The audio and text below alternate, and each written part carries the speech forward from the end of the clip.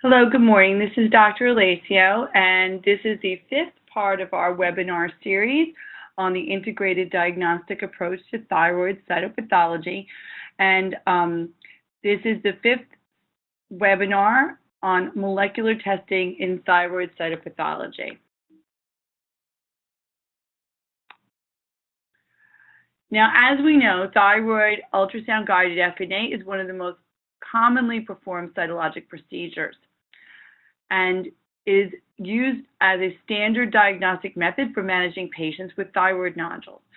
And as we have seen in the series of webinars that I have produced, that arriving at a diagnosis requires a synergy of information. In the best of all possible worlds, the clinical, ultrasound, cytology, and molecular information is obtained in order to make a diagnosis. The American Thyroid Association, of course, recommends that all of these things take place, and the new provisional guidelines that were set forth in 2014 incorporates ultrasound features as well as the size of thyroid nodules when making the determination to fine needle aspirate.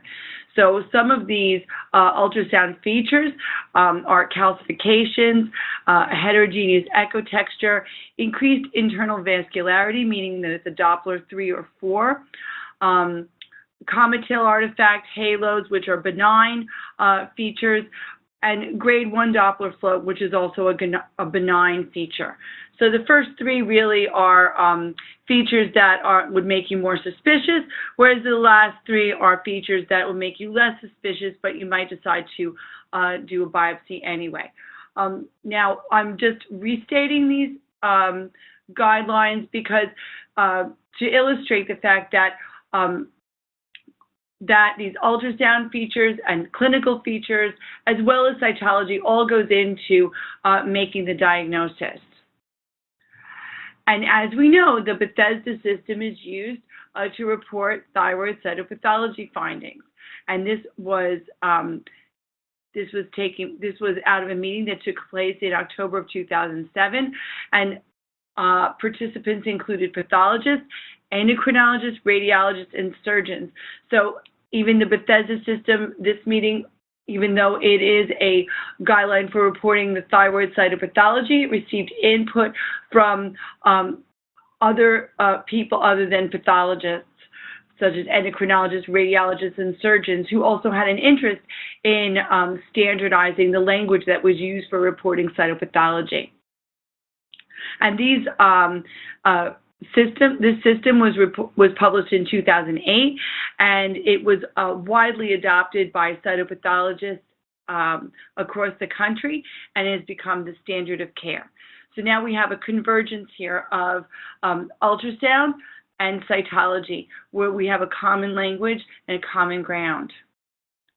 Now, as we know that the Bethesda system has 6 diagnostic categories. 1 is non-diagnostic or unsatisfactory, which is a diagnosis that nobody likes to receive. 2, which is the largest category, are benign cytologic findings. This includes not only adenomatous or colloid nodules with cystic degeneration, as well as Hashimoto's thyroiditis is also included in the category of benign, among others. We have categories 3 and 4, which are known as the indeterminate categories. Category 3 usually gives people the most problems, which we're going to focus on when we're discussing molecular findings, is the atypia of undetermined significance, or FLUS, AUS or FLUS. And category 4, which is also deemed an indeterminate category, follicular neoplasm, or suspicious for follicular neoplasm. Categories 5 and 6 are usually pretty clear-cut. Category 6 definitely is a clear-cut category of malignant. And category 5, which is suspicious for malignancy, is something that is usually looked upon as also a pretty clear-cut category. These patients go to surgery. So really, when you're considering the management of a patient in terms of cytologic reporting, Usually, category 2 patients do not go to surgery. They're benign. They don't need to go to surgery. Categories 5 and 6 are usually surgically managed patients. Category 1, usually repeat the FNA to see if you get different findings. But there's also guidelines that address the non-diagnostic FNA, which I'm not going to go into here. But the categories 3 and 4, there's been much discussion about trying to determine whether or not these nodules are benign or suspicious based on the molecular findings. And these are the categories that we focus on here when we talk about molecular testing. And these categories 3 and 4 usually are 15 to 30% of thyroid lesions, depending on who you talk to, will fall into the indeterminate category.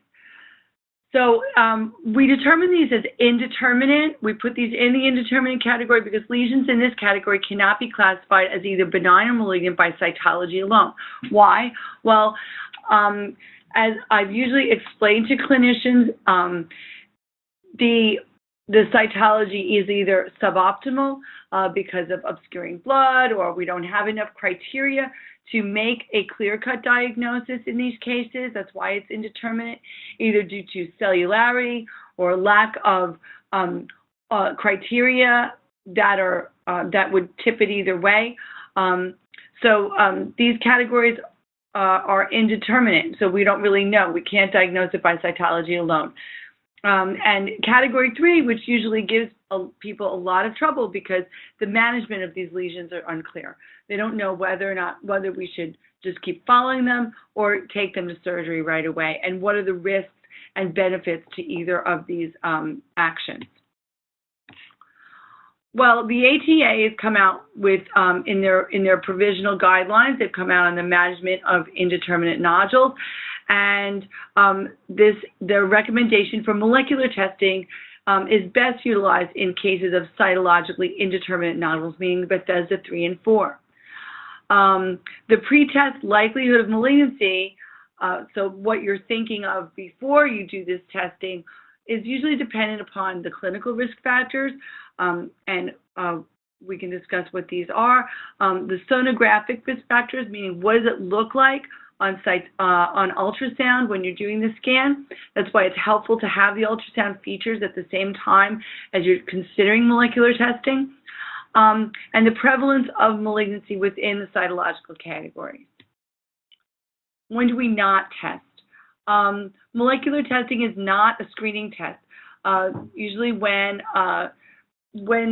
this testing first, started emerging as something that clinicians wanted to incorporate into their practice, they were sending a lot of benign nodules for molecular testing, and in these cases, it's really not helpful because benign cytology usually stands alone, and it is not appropriate to use this testing as a screening test. Why not?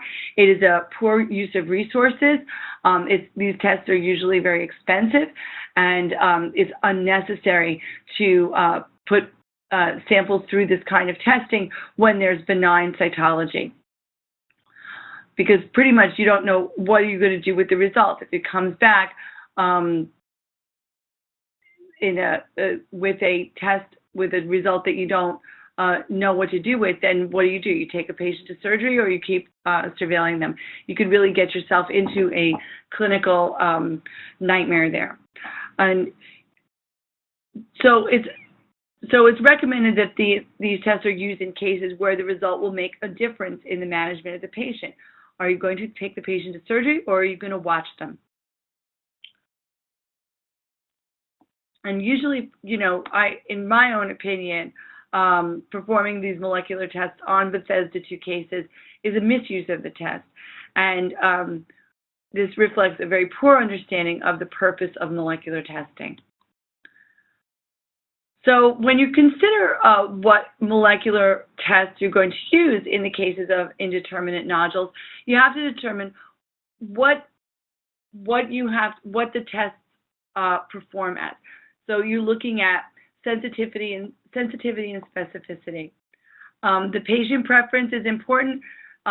If a patient is going to go for surgery, or the patient does not want to have surgery based on their own risk factors for surgery. Patients are in poor health otherwise. They have other compromising conditions where they are not going to be able to do well in surgery. These are patients that you don't want to take to surgery, so you may want to use a rule-in benign test, or a test that's very highly sensitive.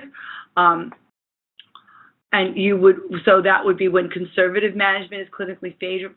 Patients who want to avoid surgery, you would consider tests with high sensitivity and a high negative predictive value. However, if you want to take the patient to surgery, and that's what the plan will be, then you would consider a test that has a high specificity and a high positive predictive value, and assuming that it would influence the extent of the surgery, meaning are you going to do is the surgeon going to perform an extensive neck dissection for lymph nodes, or and do a complete thyroidectomy, a total thyroidectomy, as opposed to a hemithyroidectomy based on the molecular test results. So the official recommendation regarding molecular testing from the ATA is that if molecular testing is being considered, patients should be counseled regarding the potential benefits and limitations of testing, and about the possible uncertainties in therapeutic and long-term implications of the results. And if intended for clinical use, molecular testing should be performed in CLIA and CAP or CAP certified molecular laboratories, as reported quality assurance practices may be superior compared to other settings. So what are the markers that are best validated to date? Now, these are the markers that are not endorsed, but counted among the markers that are discussed by the ATA and recommended as molecular testing markers. So these are the mutation markers. So you would look for the panel of mutations and rearrangements, which includes BRAF, the RAS family, including NRAS, HRAS, and KRAS, the RET PTC oncogene rearrangement, and the PAX8 PPAR gamma rearrangement.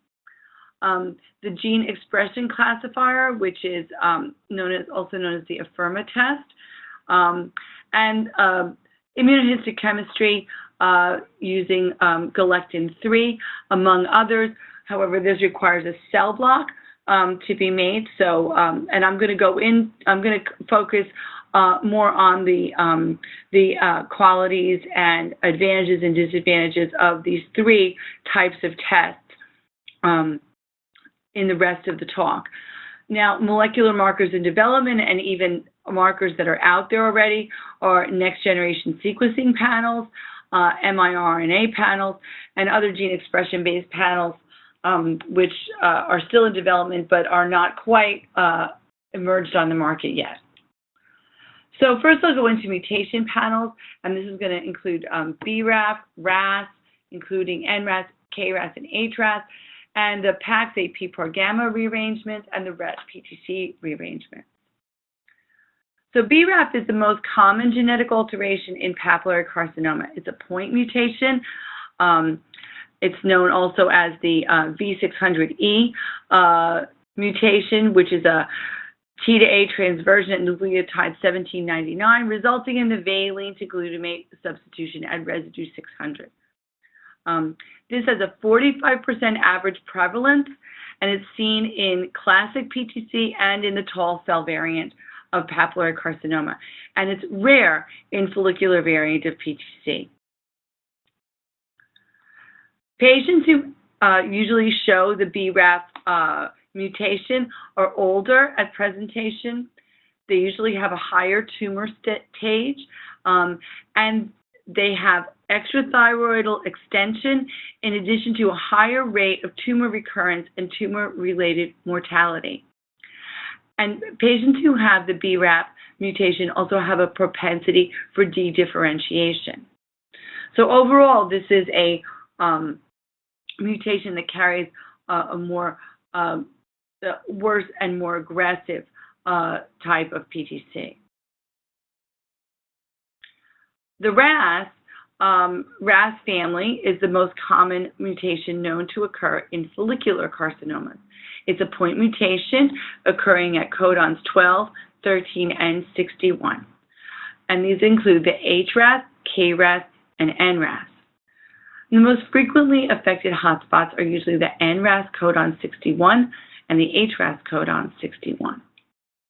RAS, however, is not specific for malignancy. Although you see it in 40 to 50% of conventional follicular carcinomas, you see it also in 10 to 15% of oncocytic type follicular carcinomas and 30% of follicular adenomas. So it's not specific for malignancy. It predisposes, however, the progression from follicular adenoma to follicular carcinoma and further dedifferentiation in follicular adenomas who have the RAS mutation. RAS in PTC is not very prevalent. You see RAS mutations in 10% of PTCs overall. However, in follicular variant of PTC, you see RAS in 40%. And the RAS mutation in follicular variant of PTC is associated with tumor encapsulation, less prominent nuclear features of PTC, and a lower rate of lymph node metastasis. So while RAS mutations are not specific for malignancy, the presence of a RAS mutation does indicate a neoplastic process. So it's useful information in thyroid FNA specimens, and the diagnostic accuracy of FNA cytology is improved with this testing and can now justify the surgical management of these nodules. So regarding PAX8 PPAR gamma rearrangement, this is the second most common genetic alteration in follicular carcinomas and represents 30 to 40% of conventional follicular carcinomas and 0 to 5% of oncocytic type follicular carcinomas. It represents 2 to 10% of follicular adenomas. And in these cases, the follicular adenomas are highly cellular tumors with a microfollicular or solid trabecular growth pattern and a thick capsule. You can also see HBME1 and or galectin-3 positivity by IHC in these cases. And it is thought maybe this is representative of a pre-invasive or in situ follicular carcinoma in this case. The RET PTC is a rearrangement found in 20% of adult sporadic PTC cases, and this represents also a high rate of lymph node metastasis, but a low stage at presentation. And these are more common in PTCs from children and young adults, whereas the BRAF obviously is represented, you see these in older patients, you see RET PTC in children and young adults, so younger patients. And these are also common in patients with radiation exposure. So, and 50 to 80% of PTCs from this group have this mutation. Among the minor players of mutations, you have a TRK rearrangement, which occurs in less than 5% of PTCs. The P13K, the P10AKT signaling pathway is affected in anaplastic carcinomas and follicular carcinomas, and in 2 to 5% of PTCs. So the PIK3CA codes for a catalytic subunit of PI3K, and it's mutated in 6 to 13% of follicular carcinomas. And these gene copy number gains can be found in up to 25% of follicular carcinomas. P10 shows somatic mutations identified in 6 to 12% of follicular carcinomas. And the activation of the P13K, P10AKT signaling pathway may be important for tumor progression, more important for tumor progression than tumor initiation. And mutations also, you should know that of RAS, P10, and P1K3CA are rarely found in the same tumor, so these may also be mutually exclusive. Now, in summary, so mutation markers, mutation of the BRAF gene is the most common genetic alteration in PTC. That would be conventional PTC. RAS is the most common mutation known to occur in follicular carcinomas. And patients with mutations of these genes would benefit from surgical management. So what's the utility of mutational testing? Well, use of this testing for mutations extends to surgical and FNA samples. So you could do mutational testing on histology specimens, so on the excisional specimen, as well as the FNA cytology. The follicular variant of PTC has BRAF mutations in 10% of tumors, and this can aid in the diagnosis when it is not straightforward. And this also extends, mutational testing obviously extends to thyroid FNAs with indeterminate cytology, which is the subject of this talk in general. So what are the advantages and disadvantages to mutational testing?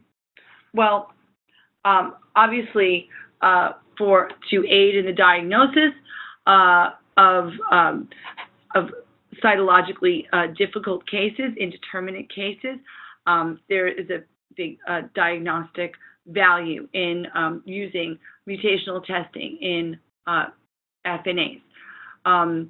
There is also prognostic value in that you can determine in these tumors which are more likely to be more aggressive and which more likely to have lymph node metastasis, and this would also spill over into the risk assessment and surgical management portion, where you may want to do a more aggressive surgery in the cases where you have mutations of this kind present, especially the BRAF. Some markers have some unclear clinical significance, especially the minor players. It is unknown in these cases where the tumors are, where the prevalence is less than 5% or less than 2% when these mutations are present, what to do in these cases. And so there can be cases where, it's unclear what to do with these results. And their over-testing can occur in cases where, cytopathologists may rely on the use of molecular testing in order to use it as a way to put all their cytologically indeterminate cases, and a cytologically indeterminate category may increase as a result of the availability of this over-testing.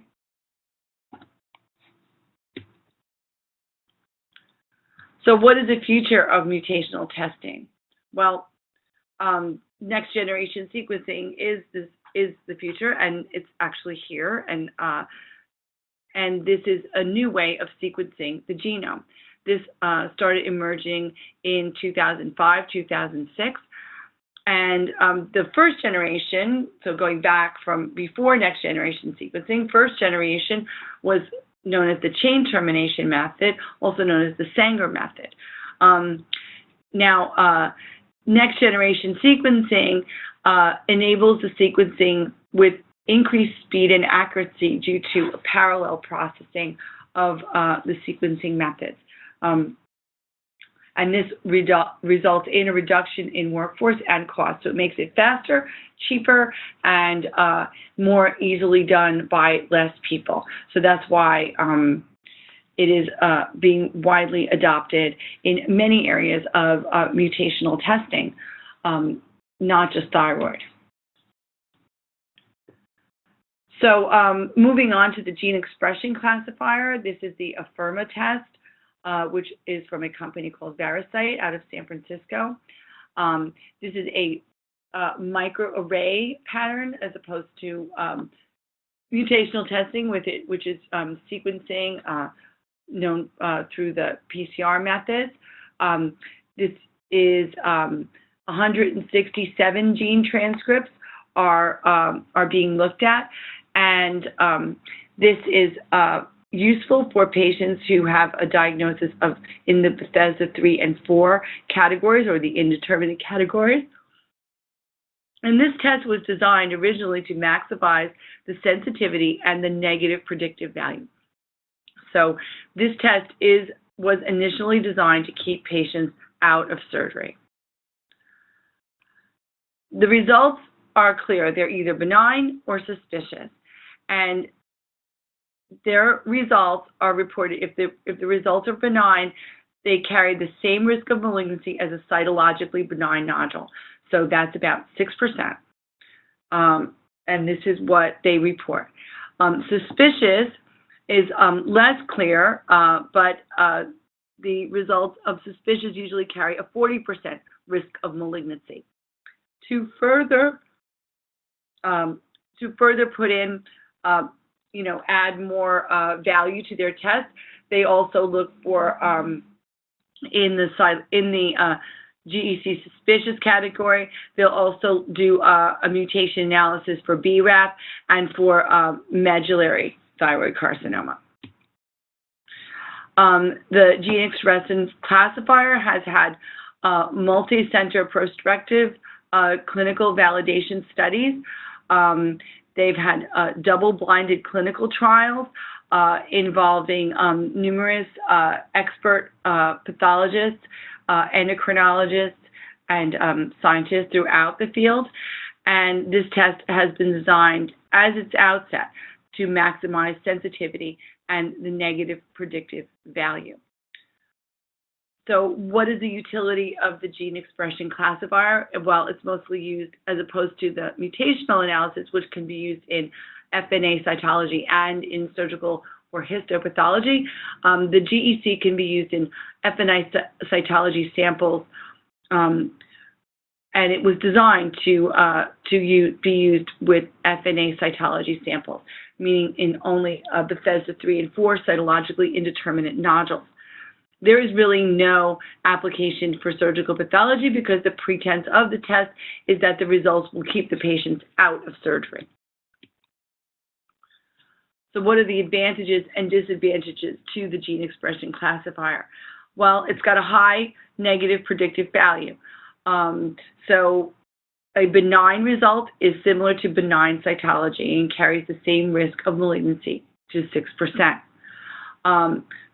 A validated test by numerous double-blinded clinical prospective trials is also an advantage. Benign results and a high negative predictive value will help patients avoid surgery. So costs to the patients will decrease. And there are distinct advantages from a cost standpoint in that the GEC test is accepted by most insurances. So patients will also not be financially responsible for this test, which can be very expensive. Some of the disadvantages is that it does not have a high positive predictive value because you really sacrifice a positive predictive value for negative predictive values. So they wanted to design this test to be a high negative predictive value, and in the process, positive predictive value or specificity was sacrificed. So you cannot use this as a rule-in test. And from a clinical standpoint, it can be seen that more learning has to take place to determine what the significance of the suspicious result is. So there's definitely more work to be done to see what what suspicious means. So moving on to immunohistochemistry, this is a different kind of test altogether. It's a very old, it's pretty much an old test. It's pretty much standard in most anatomic pathology practices. Everybody uses immunohistochemistry. And the players that are usually discussed with regards to thyroid indeterminate nodules and thyroid pathology in general are CK19, HbME1, galectin-3, and the CITED-1. And the reported frequency of the positive staining in PTC and other thyroid lesions is here. And this comes from Nikki Feroff's textbook, Diagnostic Pathology and Molecular Genetics of Thyroid, which I would highly recommend. It's in its second edition now. And you can see that galectin-3, which is recommended as a immunohistochemical test by the ATA in their guidelines, in the 2014 guidelines, is positive in 93 to 100% in classic PTCs. You can see it also in varying amounts in follicular variant of papillary thyroid and follicular thyroid carcinoma, but also you can see it in follicular adenomas. HPME1 is another marker, which is seen also in classic PTC, and you can see also here that CK19 is also seen in a high percentage of classic PTC. This one does not have as high a predictive value, but it's still high enough. However, you can see that using these as part of a panel would be a better use of all of these markers together instead of just using one at a time. In my experience, using these markers, it is best used. You get the most information by seeing the constellation of stains and stain results, and you can better make sense of what they mean. As you notice here, that very few of these, well, CK19 can be positive in normal thyroid, but the other ones are not positive in normal thyroid. And a fairly low percentage can be positive in follicular adenomas, although you do get galectin-3 positivity and CK19 positivity in follicular adenomas. So what's the utility of immunohistochemical testing? Well, it works for both surgical and cytology specimens. Most anatomic pathology laboratories have IHC, or at least know where to send it. And because it's cheap enough, it can be done as a first-line testing before sending out for more complex testing. So you can use this to kind of get an idea of what you're dealing with as far as the lesion, and then you can send it for more complex testing, more molecular testing, such as a next generation sequencing or mutational testing or GEC based on this. But you also lose time, so you may need to send this stuff out a lot more quicker than the IHC would let you. So for IHC, it can be done in your own lab, so that is actually much more advantageous than sending it out. It's lower cost compared with the testing that can be done outside. And if you do it within your own lab, you have more control over your protocols and methods. And so you know your own test as a pathologist. So it's well served in your own lab. However, a disadvantage is that you need a cellular cell block for cytology samples. So, and that's not always very easy to get, especially in indeterminate nodules. I mean, if you had an abundance of cells to look at, you probably wouldn't be placing it in the indeterminate category in the first place. So getting a cellular cell block is not always the case, especially in these indeterminate nodules where you really need the test. Your results can be variable, and it may be unclear what your next steps are going to be.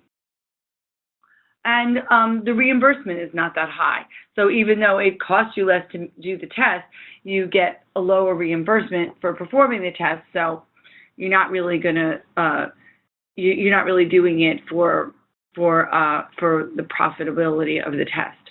And then you have to ultimately ask the question, does it change your management? Based on a CK19 stain, are you going to recommend that a patient go to surgery where you might not have? Is it going to is it going to change or put that nodule in a different Bethesda category? And that you have to really consider how you practice cytopathology to begin with. and what you want to tell your referring clinician. So I'll just sum up here that molecular testing in thyroid cytology is a relatively new field, and it's evolving before our eyes.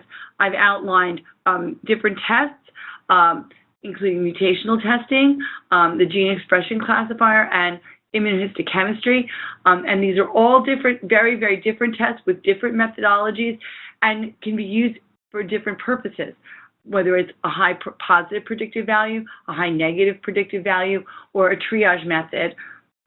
You need to understand what the tests are and what purposes you're going to use them for. The provisional new ATA guidelines support molecular testing in cases of cytologically indeterminate nodules, and these are the Bethesda 3 and 4 nodules. And I'm I'm actually looking forward to how we use these test methods and going forward, and all the information that we're going to gather based on what we're learning from all these tests, and how we can better interpret these results in relation to the patient management, which is really what we're doing. What we're striving to achieve is better patient management, keeping patients out of surgery who don't need it, and having patients receive surgery or treatment that do need it. So hopefully molecular testing will play more of a role. I don't think it's going to it's not going to be the be-all and end-all. I don't think samples are going to be sent for molecular testing if they don't need to be.